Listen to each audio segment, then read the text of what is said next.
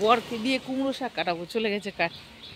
শাক তো নেই, একটু নিচ থেকে কাটবে, নাহলে পরে আবার নষ্ট হবে। বৃষ্টি পড়ছে টিপ টিপ টিপ টিপ। তো বন্ধুরা দেখো, এই দেখো কুমড়ো শাকটা কাটিয়ে নিয়ে আসলাম ওর বাবাকে দিয়ে। আর নিয়ে এসেছি ঠিকই, কিন্তু এই বৃষ্টি হয়েছে না একটুখানি, এই ওয়েদারে আমার মনে হচ্ছে যেন ঘুমাই। সুন্দর ফুলগুলো।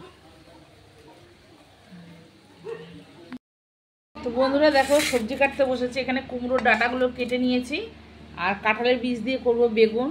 আর ঝিঙেগুলো দেখো, আজকে ঝিঙেগুলো কিন্তু ভালো আছে, আজকে মনে হচ্ছে বুড়ো হবে না। আমি সবসময় বলি এইরকম ধার ধার দেখে ঝিঙে কিনতে, দেখে না শোনে না, সবজিওয়ালা যা দিয়ে দেয় তাই নিয়ে চলে আসে। এটা বটির বাটটা ঢুকে গেল পেছনে। তো দেখো বন্ধুরা, সবজি কেটে ধুয়ে নিয়েছি। এটা বীজ না, একদম কচি, ধুয়ে নিয়ে এসেছি, জলের মধ্যে ছিল না, সেই জন্য এরকম লাল হয়ে গেছে কষ।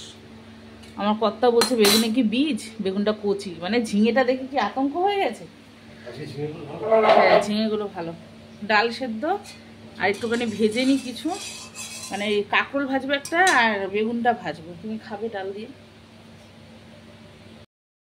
তো বন্ধুরা দেখো, কুমড়ো শাকটা তো রান্না করবো। কালো জিরে কাঁচা লঙ্কা দিয়েছি, লঙ্কাগুলো গোটাই ফেটে যাবে। আর আলুগুলো সুন্দর করে ভেজে নিয়েছি। এবার দেবো বাকি সবজিগুলো।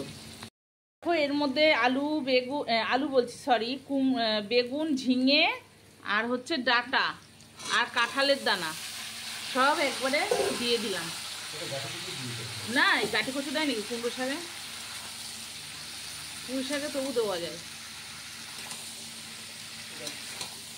তো কালো জিরেটাই ভালো লাগে, এই শাকের মধ্যে 5 ফোড়ন দিলে ভালো লাগে না।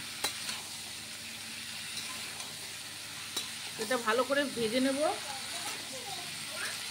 মজে যাক সবজিটা, তারপর আসছে আবার। বন্ধুরা দেখো, এই যে সর্ষে বাটা নিয়ে নিয়েছি, সর্ষে বাটাটা দিয়ে দিলাম। এর মধ্যে অল্প একটু পোস্তও আছে, শুধু সর্ষে নেই। আর একটু নাড়াচাড়া করে নিয়ে পাতাটাও দেবো। পাতাটা একদম কচি, আর বেশি ভালো পাতা পাইনি, একদম আগায় যেটুকুনি পাতা ছিল সেটুকুই নিয়েছি।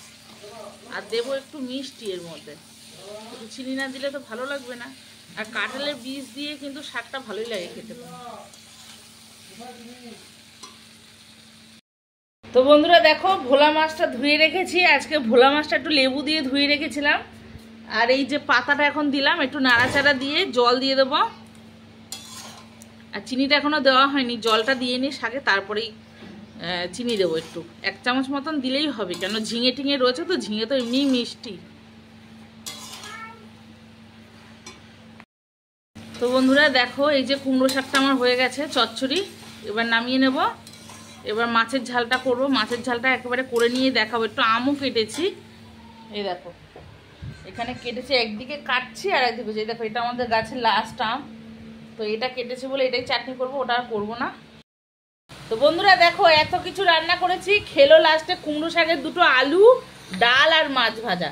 এই দেখো মাছের ঝালও হয়ে গেছিল, মাছের ঝাল দিয়েছি, ও কিন্তু খাবে না, চাটনিও খাবে না, কিন্তু ওকে দিতে হবে। যাই হোক, ছেলে পুজো দিচ্ছে আর আমরাও খেয়ে নেবো।